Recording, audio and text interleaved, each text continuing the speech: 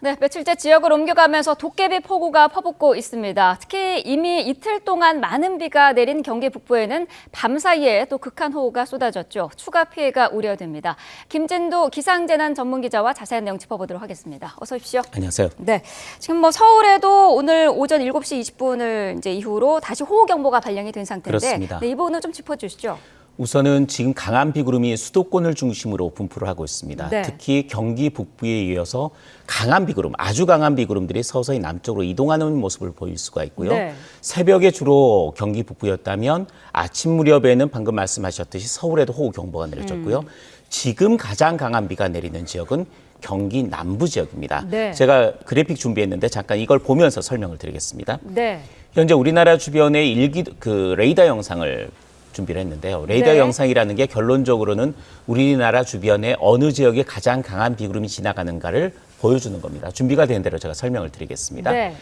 호우특보가 내려진 지역은 현재 서울을 포함한 경기 북부 지역까지 호우특보가 내려져 있는 상태인데 스캔 컴퓨터를 좀 연결해 주시면 그걸 보고 설명을 드리겠습니다. 네. 아주 강한 비구름들이 지금 수도권을 중심으로 분포하고 있다는 것을 볼 수가 있고요. 지금 보시는 것처럼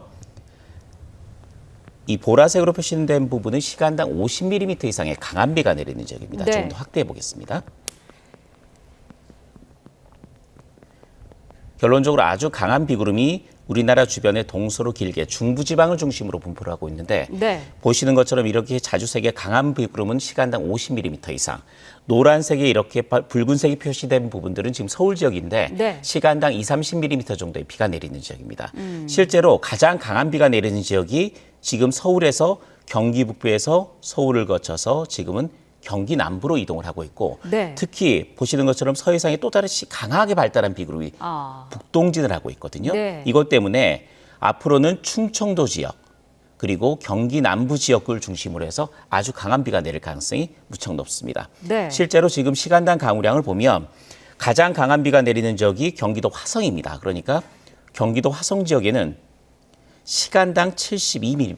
72mm. 그렇습니다. 네. 극한호우가 되겠죠. 네. 그러니까 극한호우가 지금 내리고 있는 상황이라고 보시면 되겠고 아주 강한 비구름들이 대부분 화성, 오산, 용인 이 지역에 집중되고 있습니다. 이 지역은 시간당 50mm 이상이거든요. 네. 이렇게 된다면 2시간 정도만 지속되면 무조건 피해가 발생하는 상황입니다. 그러니까 경기 남부 지역이 앞으로 1~2시간 내가 가장 주의해야 될 지역. 그리고 오전 중에까지 비가 이어지긴 하는데 그다음으로 주의해야 될 지역은 충청도 지역입니다. 경기 남부 지역이 어쨌든 앞으로 가장 조심해야 될 지역이다라고 말씀을 해주셨는데 밤사이에 지금 파주 지역에 비가 굉장히 많이 왔더라고요. 그렇습니다. 300mm 넘게 왔다고요. 어제와 오늘 예상 전체 강우량을 제가 좀 준비를 해봤는데 네. 깜짝 놀랐습니다. 어제와 오늘, 어제부터 오늘 아침까지 비가 내린 양을 총합을 해보니까 네. 그래픽 좀 보여주시겠어요? 경기도 파주가 판문점 지역인데요. 625.5mm입니다. 네. 보시는 것처럼 바로 이 지역입니다.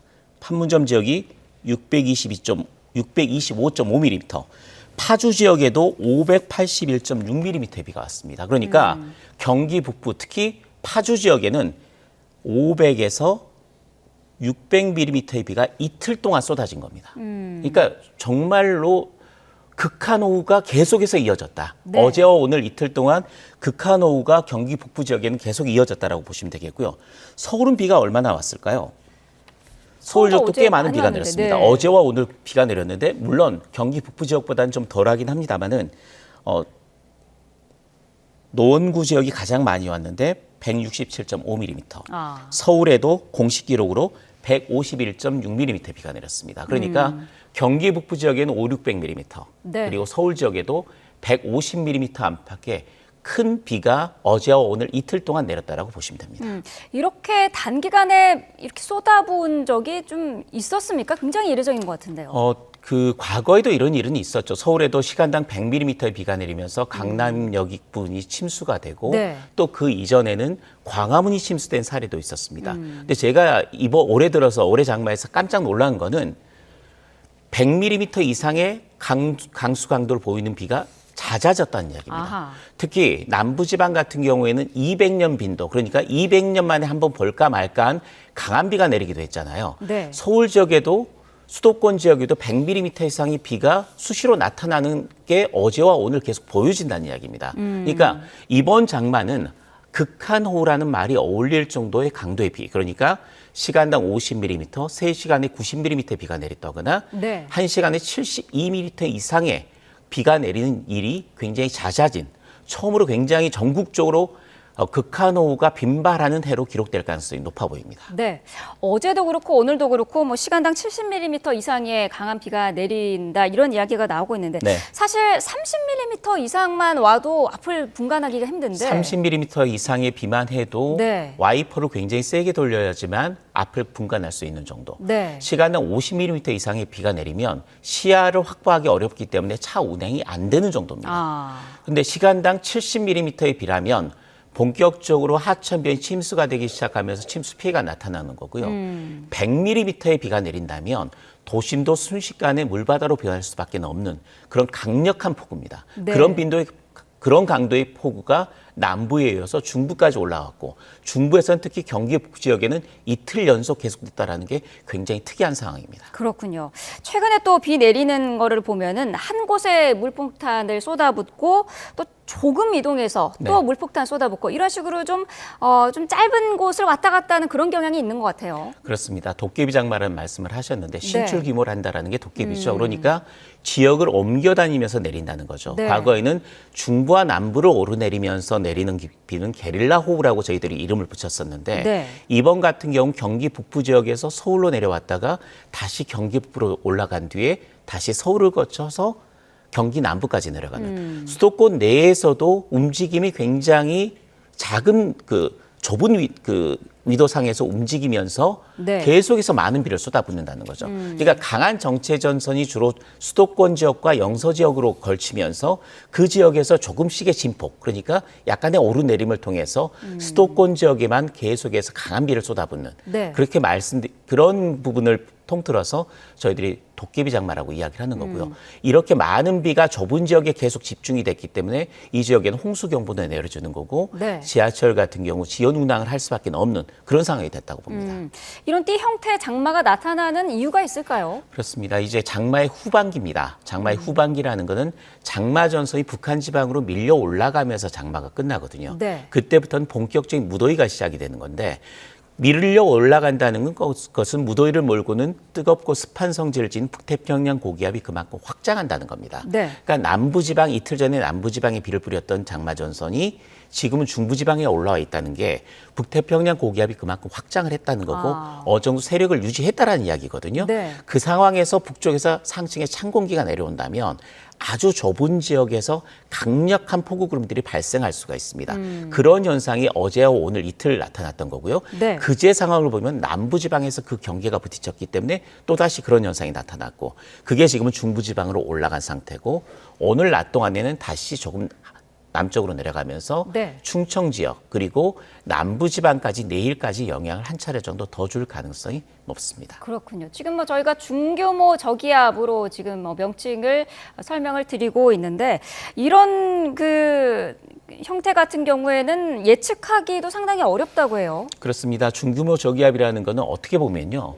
굉장히 긴 띠의 비구름이 동서로 길게 연결이 됐다고 한다면 네. 그게 우리가 줄로 보면 그렇지만 공기의 흐름이거든요.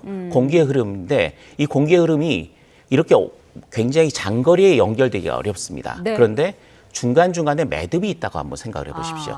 중간중간에 매듭이 있다면 그 정체 전선이 그대로 유지가 될 수가 있거든요. 네. 그 매듭 하나하나가 중규모 저기압이라고 보시면 됩니다. 그런 매듭이 하나씩 지나갈 때마다 굉장히 강력한 평소보다 더 센 비구름들이 만들어지면서 영향을 주고 네. 그게 또 다음 정체 전선을 유지시키면서 그 다음 매듭이 와서 또다시 비를 쏟아붓는 그런 형태가 이어진다고 보시면 되겠고 네. 가장 중요한 게 이걸 정확한 위치, 정확한 강우량을 예측하면 좋겠지만 이런 형태의 비구름이 위치가 가장 예측하기가 어렵고요. 현재로서는 슈퍼컴퓨터가 예측한 모델로 봐서 어느 지역이 유력하다, 어느 지역의 확률이 가장 높다라고 말씀드릴 수밖에 없는 거고 네. 비의 강우량도 요즘 들어서는 시간에 100mm의 빈도의 강도의 비가 굉장히 잦아졌다고 말씀드렸잖아요. 네. 강우량 예측도 무척 어려운 상태입니다. 그렇군요. 요즘 또 특히나 밤이나 새벽 같은 취약 시간대에 이렇게 폭우가 집중이 되고 또 이런 폭우가 굉장히 자주 오는 것 같은데 여기에는 특별한 이유가 있을까요? 앞에다 하나를 덧붙일 수가 있는 거죠. 야행성 도깨비 장마가 되는 건데 아.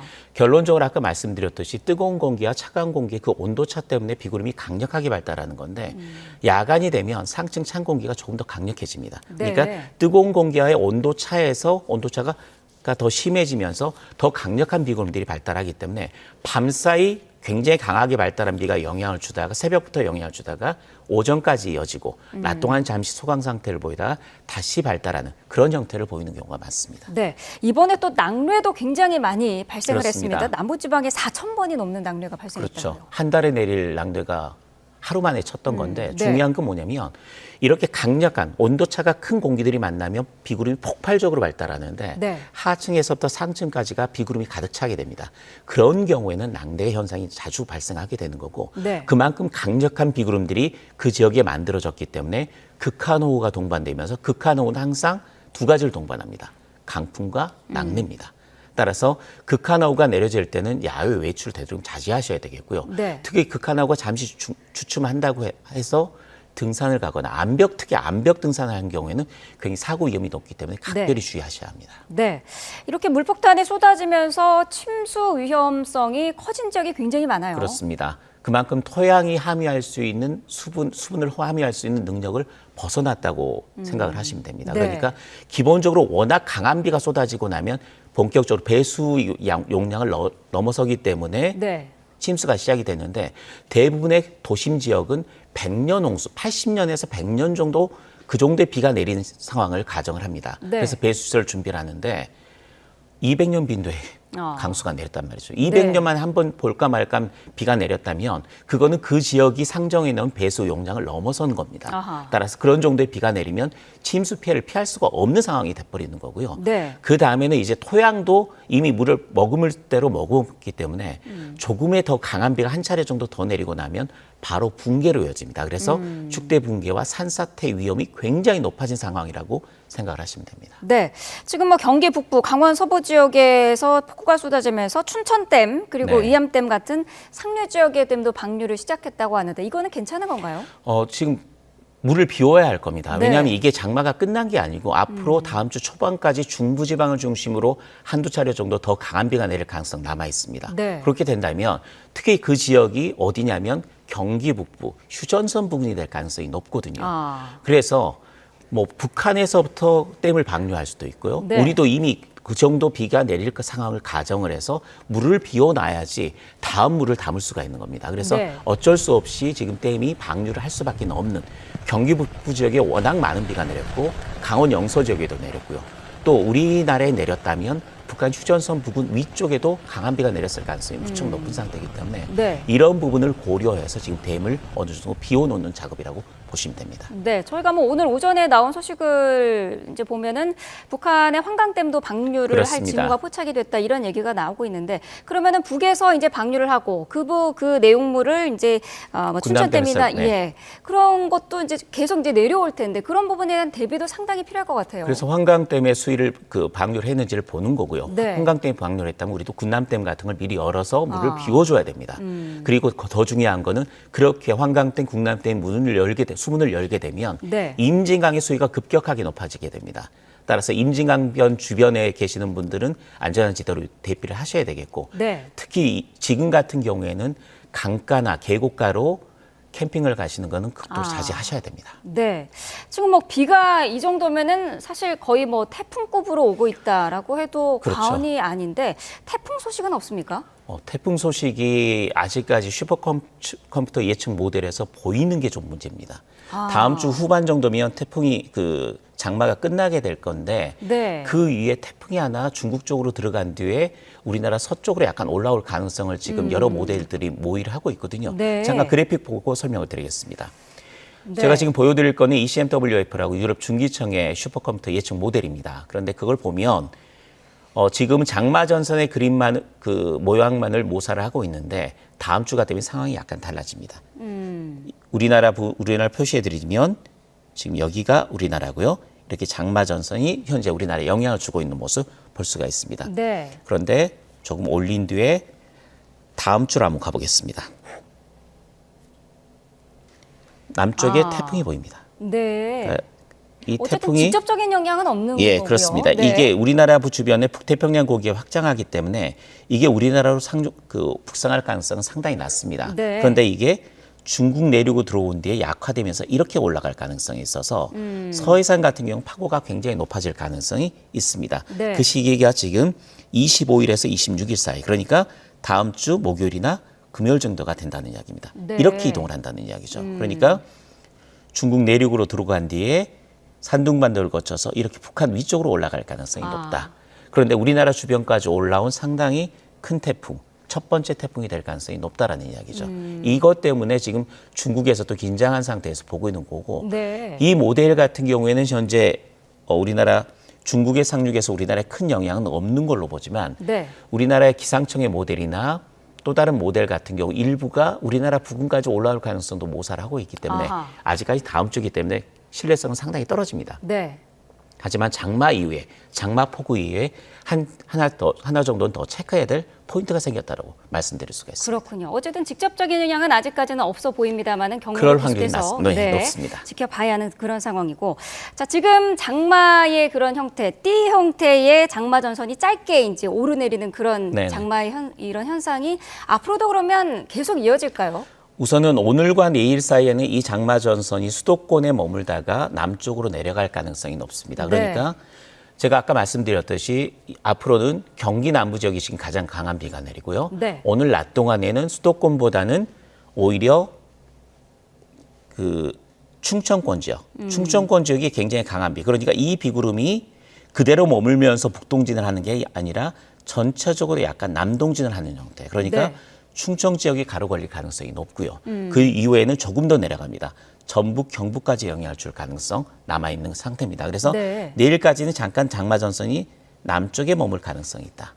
그 이후에 다시 북상을 해서 또 다시 금요일, 토요일쯤에는 중부지방에 영향을 줄 가능성. 그러니까 좁은 지역에서 수도권에서만 움직이는 게 아니라 이젠 다시 내륙으로 남쪽으로 내려갔다가 다시 올라오는 한 차례의 과정을 더 거칠 것으로 예상이 되고 있고 네. 이때도 굉장히 강한 비가 집중될 지역은 주로 충청 지역과 전북, 경북 지역이 될 가능성이 높다는 점을 꼭 염두에 두셔야 합니다. 네, 어쨌든 전국적으로 이번 주 내내 비가 좀 오락가락 할 것 같고 폭우도 그렇습니다. 이어질 것 같은데 다음 주 초반 같은 경우는 어떻습니까? 다음 주 초반이 되면 아까 말씀드렸듯이 남쪽으로 내려갔다가 다시 올라온다고 말씀드렸잖아요. 네. 주말 휴일 중에는 주로 또다시 중부지방이 장마 전선의 주 무대가 될 가능성이 높은데 다음 주 초반이 되면 그렇다면 제주도와 남부지방은 장마권에서 벗어날 가능성이 있습니다. 네. 다만 중부지방 같은 경우, 특히 수도권과 강원도 지역 같은 경우는 다음 주 중반, 후반까지는 조금 더 장마 전선의 움직임 그리고 약간 남하하면서 우리나라 수도권과 강원도에는 영향을 줄 가능성이 남아있기 때문에 중부지방의 장마 종료는 조금 더 지켜봐야 되지만 네. 남부와 제주도 같은 경우 다음 주에는 비보다는 소나기 그리고 푹푹 찌는 무더위가 본격적으로 기승을 부리겠습니다. 그러면은 곧 장마도 끝난다 이렇게 봐도 다음 되는 주 걸까요? 그러니까 마지막이 그 남부 제주도에서 장마가 시작해서 네. 끝나는 건 중부에서 끝나는 겁니다. 보통 중부지방이 평년적으로 장마가 끝나는 시기가 7월 25일입니다. 이번에도 그와 비슷한 시기 정도쯤에 중부지방에서 마지막 올여름 장마가 끝날 가능성이 높아 보입니다. 네, 알겠습니다. 아무쪼록 다음 주까지 비 피해 없도록 각별히 유의하셔야 될 것 같습니다. 김진도 기상재난 전문기자와 자세한 내용 짚어봤습니다. 오늘 말씀 감사합니다.